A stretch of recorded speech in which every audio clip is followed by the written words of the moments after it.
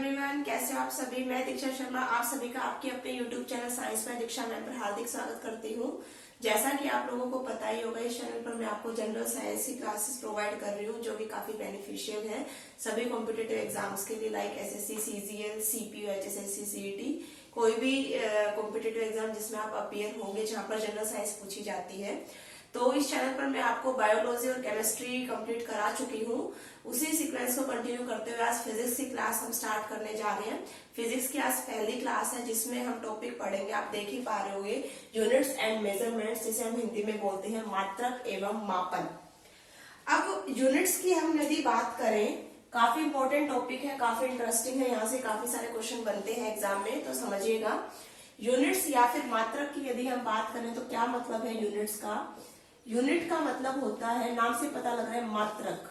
मात्रक मतलब किसी भी राशि को मापने के लिए प्रयुक्त किया गया पैमाना, उसका मात्रक कहलाता है। सपोज मैं आपको एग्जांपल दूं, लाइक हम किसी ग्रोसरी शॉप पर जाते हैं, हम कहते हैं कि हमें इतने किलोग्राम चीनी चाहिए, तो हम कभी भी यूं नहीं कहते हमें इतने लीटर चीनी चाहिए, क्योंकि चीनी जो है उसका मास या फिर द्रव्यमान का मात्रक किलोग्राम शो करता है। ऐसे ही मान लो हम किसी दुकान पर गए, कपड़े की दुकान पर गए, हमने उससे कहा इतने मीटर या इतने सेंटीमीटर कपड़ा चाहिए, तो मीटर या सेंटीमीटर हमें क्या बता रहे हैं, लंबाई का, कपड़े की लंबाई का मात्रक। तो कहने का मतलब किसी राशि को मापने के लिए हम जो पैमाना यूज करते हैं वो उसका मात्रक बोला जाता है। तो आई होप आप समझ गए होंगे मात्रक का मतलब। अब मात्रक दो प्रकार के होते हैं, दो टाइप्स की यूनिट्स हैं। एक तो होता है मूल मात्रक, मूल मात्रक बोल दे या फिर हम मूलभूत मात्रक बोल दे, और एक होता है व्युत्पन्न मात्रक। मूल मात्रक को हम बोलते हैं इंग्लिश में फंडामेंटल यूनिट्स,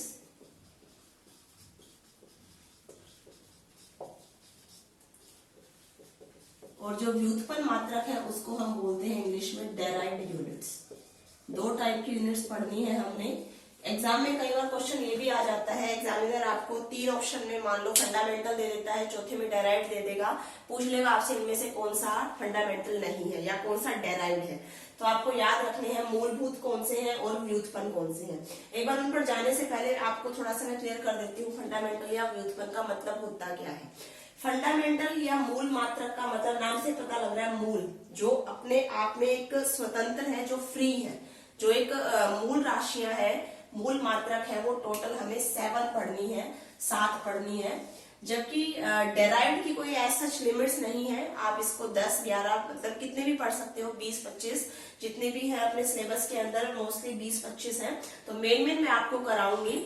और व्युत्पन्न मात्रक नाम से पता लग रहा है व्युत्पन्न, दूसरे से उत्पन्न, मतलब मूल मात्रक से उत्पन्न की जा सके जो राशियां, उनको हम व्युत्पन्न राशि बोलेंगे और उसके मात्रक को हम व्युत्पन्न मात्रक बोलेंगे। तो मूल मात्रक कौन कौन से हैं और उनकी यूनिट्स कौन कौन सी हैं, ये हम पढ़ेंगे अब फर्दर। देखते हैं आगे। मूल बोल दें या फिर हम मूलभूत बोल दें, एक ही बात है, वो मूलभूत राशियां।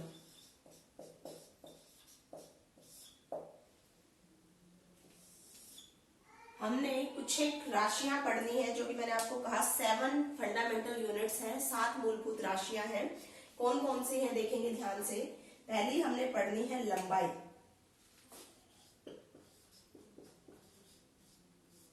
जिसे हम बोलते हैं इंग्लिश में लेंथ। दूसरी आपको याद रखनी है द्रव्यमान, इंग्लिश में बोला जाता है मास। फिर समय, या आप बोल सकते हो टाइम।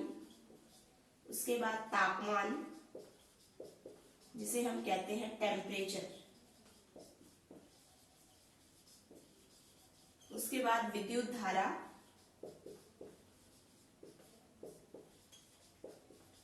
इलेक्ट्रिक करंट बोलते हैं।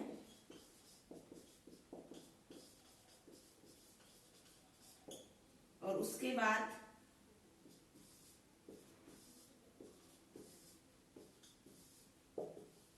5 हो चुकी हैं, छठा है ज्योति तीव्रता, जिसे हम बोलते हैं इंग्लिश में ल्यूमिनस इंटेंसिटी। कई बार आ चुके हैं, ये बेसिक है, याद रखने हैं आपको।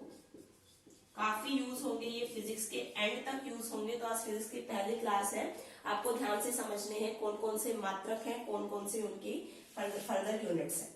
उसके बाद सातवीं जो मूलभूत राशि है वो है पदार्थ की मात्रा, जिसे हम बोलते हैं अमाउंट ऑफ सब्सटेंस।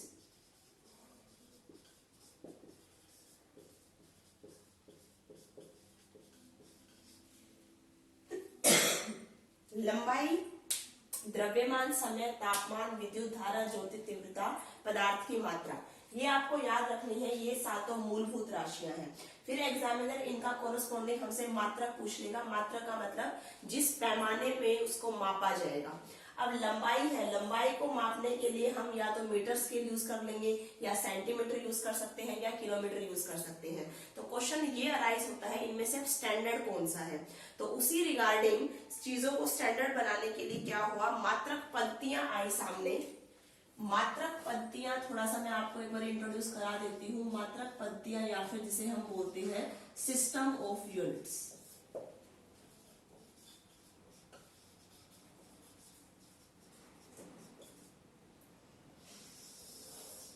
मात्रक पद्धतियां या सिस्टम ऑफ यूनिट्स मेनली तीन टाइप की होती हैं, आपने शायद पढ़ भी रखी हो। एक होती है सीजीएस, एक होती है एफपीएस और एक होती है एमकेएस। ये तीन टाइप की मात्रक पद्धतियां हैं। इनकी जैसे फुल फॉर्म है वहीं से इनका नाम क्लियर हो जाएगा आपको क्या है।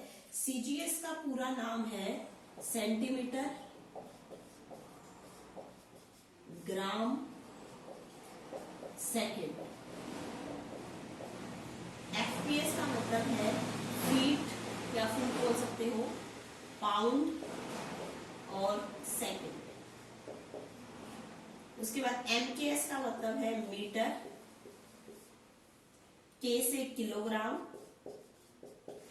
और एस तीनों में कॉमन है तो एस मतलब सेकेंड। तो कहने का मतलब क्या है, सीजीएस पद्धति में हम दूरी किस में मापेंगे।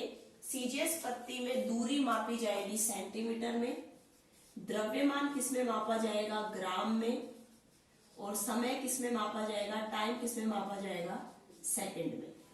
क्वेश्चन आया भी था एग्जाम में ये कि सीजीएस पद्धति में दूरी का मात्रक क्या होगा। तो आपको याद रखना है, जैसा इसका नाम है सी से सेंटीमीटर, तो दूरी का मात्रक या लंबाई का मात्रक क्या होगा, सेंटीमीटर, द्रव्यमान का ग्राम और समय का सेकंड। ऐसे एफपीएस पद्धति में दूरी का मात्रक आपको याद रखना है फीट, द्रव्यमान या मास का मात्रक याद रखना है पाउंड, और समय का मात्रक या फिर टाइम का मात्रक याद रखना है सेकंड। ऐसे ही एमकेएस, एम क्या फुल फॉर्म मीटर, तो मतलब दूरी या लंबाई मापी जाएगी मीटर में, द्रव्यमान किलोग्राम में, और समय किस में याद रखना है आपको, सेकंड में। तो ये तीन मात्रक पद्धतियां हैं, सिस्टम ऑफ यूनिट्स है। अब क्वेश्चन ये आता है इनमें से हम स्टैंडर्ड क्या लें। तो अब इन तीनों को एक स्टैंडर्ड, इन तीनों की जगह एक स्टैंडर्ड यूज कर लिया गया जिसको हमने कहा एसआई। पेपर में एसआई ज्यादा पूछा जाता है। एसआई क्या है स्टूडेंट्स, एसआई कुछ नहीं है, एमकेएस की मॉडिफाइड फॉर्म ही कहलाती है SI system of units. Full form है standard international system of units. Standard मतलब जो मानक है। तो एसआई का मतलब वही है जो एक एमकेएस है। कहने का मतलब एसआई पद्धति में या फिर एमकेएस पद्धति में लंबाई या दूरी मापेंगे हम मीटर में, द्रव्यमान मापेंगे किलोग्राम में, और समय मापेंगे सेकंड में। तो ये जो मैंने आपको 7 मूलभूत राशियां बताई, एग्जाम में या तो एसआई पूछा जाएगा, एसआई मतलब एमकेएस ज्यादा पूछा जाता है, या सीजीएस पूछा जाता है। सीजीएस सबके याद नहीं रखने, आपको कुछ एक के ही याद रखने हैं, वो मैं आपको बता दूंगी किस किस के याद रखने हैं। हाँ, एसआई सबके याद रखने हैं, एसआई ही ज्यादा पूछे जाते हैं पेपर में। तो ये मूलभूत राशियां हमने पढ़ ली हैं। अब मैं आपको इनके कोरस्पॉन्डिंग एसआई मात्रक बता देती हूँ, एसआई यूनिट्स बता देती हूँ। तो ध्यान से समझना है आपको। आई होप आपको सिस्टम ऑफ यूनिट्स जो 3 मैंने आपको बताई वो क्लियर हो गया होगा। अब बढ़ते हैं एसआई मात्रक।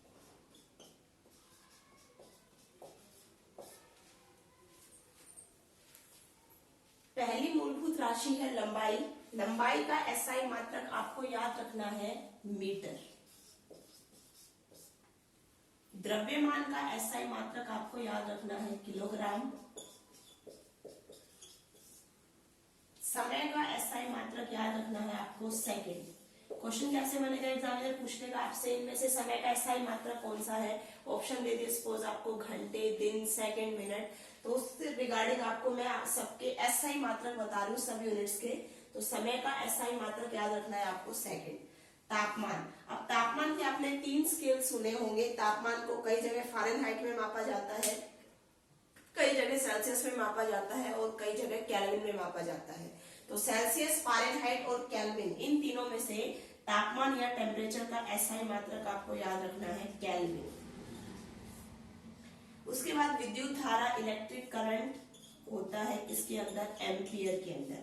चार्जर वगैरह के ऊपर लिखा भी होता है, बैटरी के ऊपर इस टाइप से इतने एम्पियर की बैटरी है, तो ए जो है सिंबल होता है एम्पियर को डिनोट करने का। तो आपको याद रखना है एम्पियर विद्युत धारा की यूनिट है, एम्पियर का सिंबल है ए। अच्छा, इन सब के मैं आपको सिंबल बता देती हूँ। फिजिक्स में सिंबल्स का बहुत रोल है।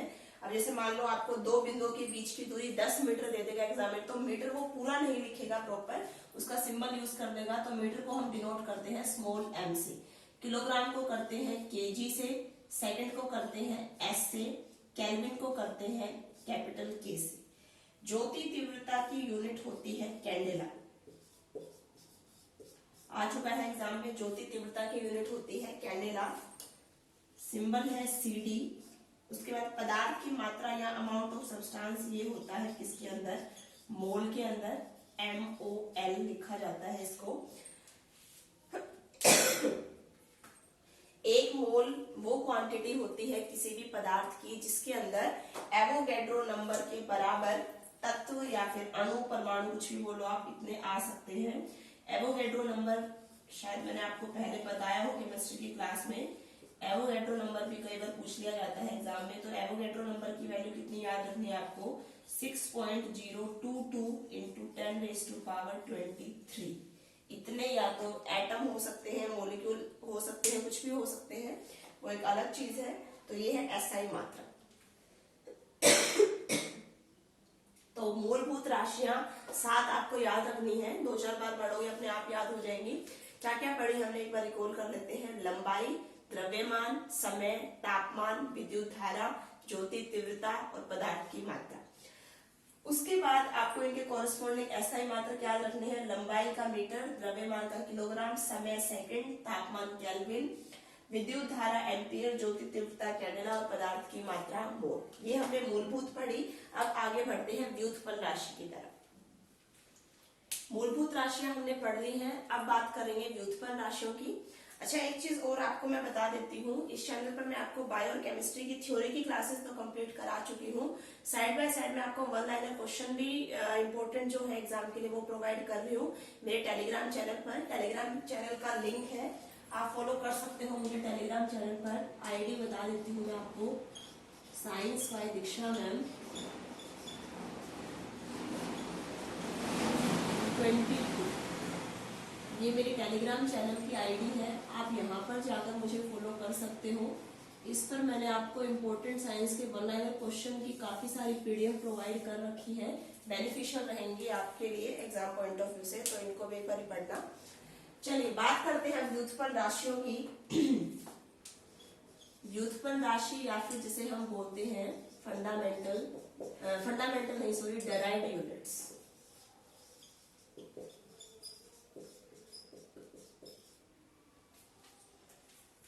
अब एग्जामिनर बता दिया मैंने आपको क्वेश्चन कैसे दे देगा, आपसे पूछ लेगा इनमें से कौन सी मूलभूत है, कौन सी व्युत्पन्न है। तो मूलभूत तो हमने 7 याद रख ली है।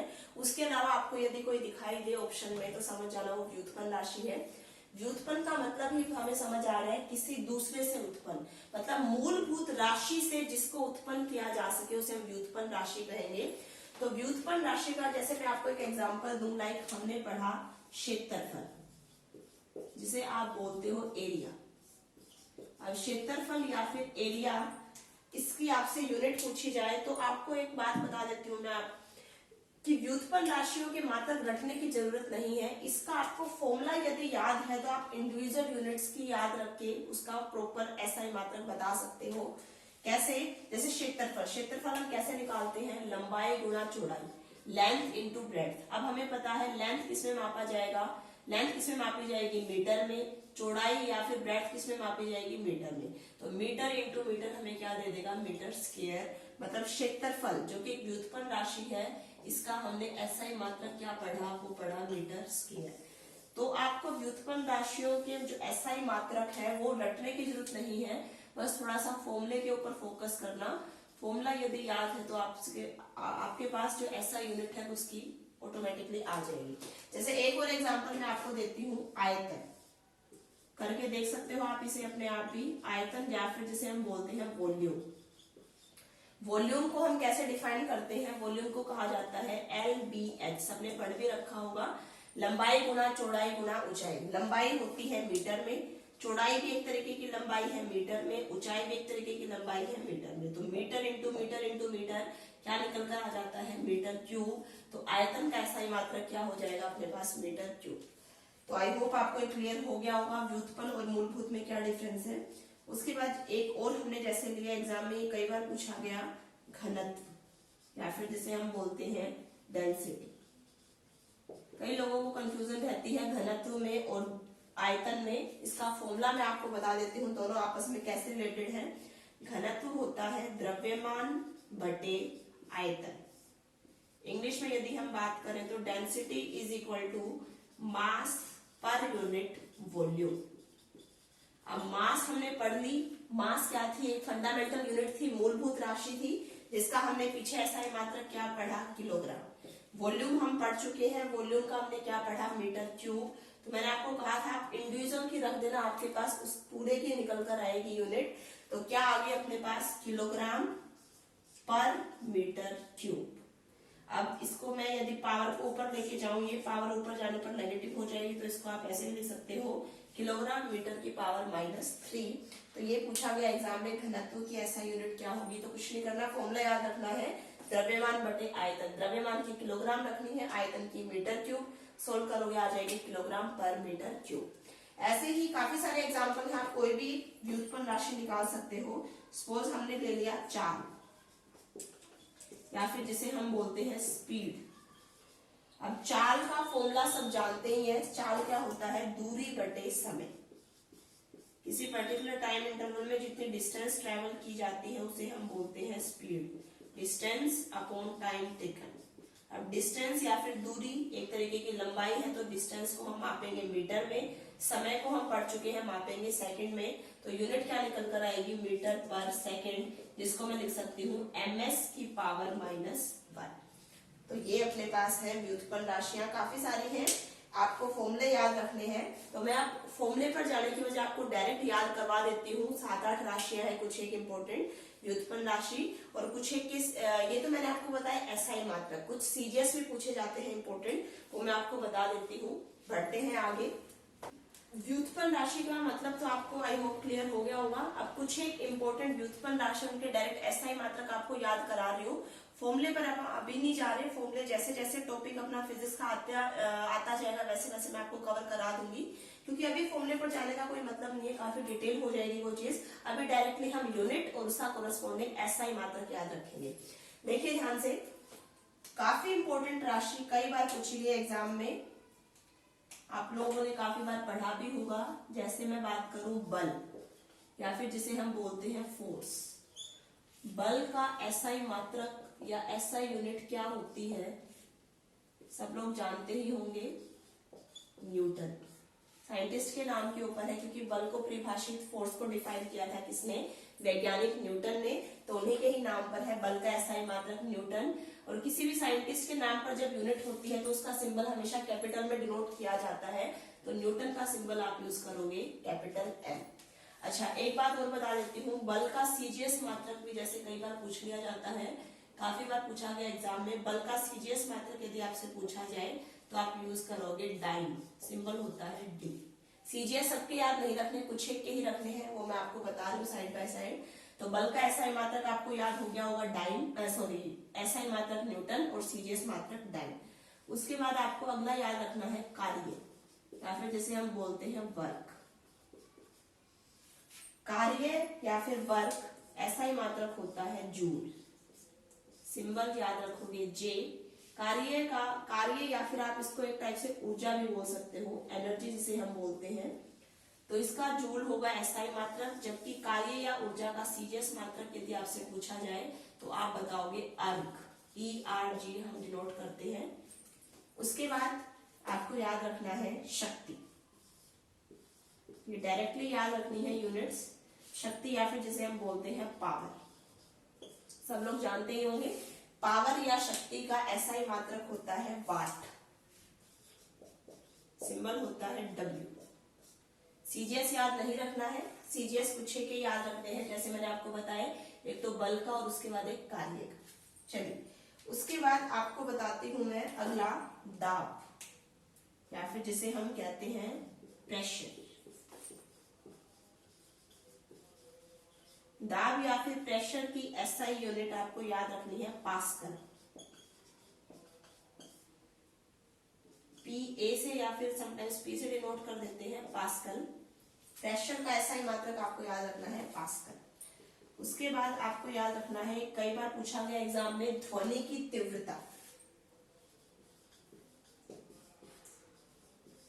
ध्वनि की तीव्रता या फिर जिसे आप कहते हैं इंटेंसिटी ऑफ साउंड।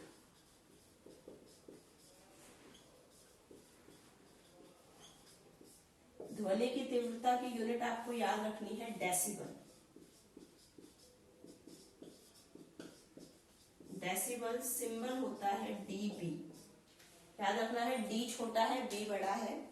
उसके बाद एक होता है तरंग दैर्घ्य, जिसे हम कहते हैं वेवलेंथ।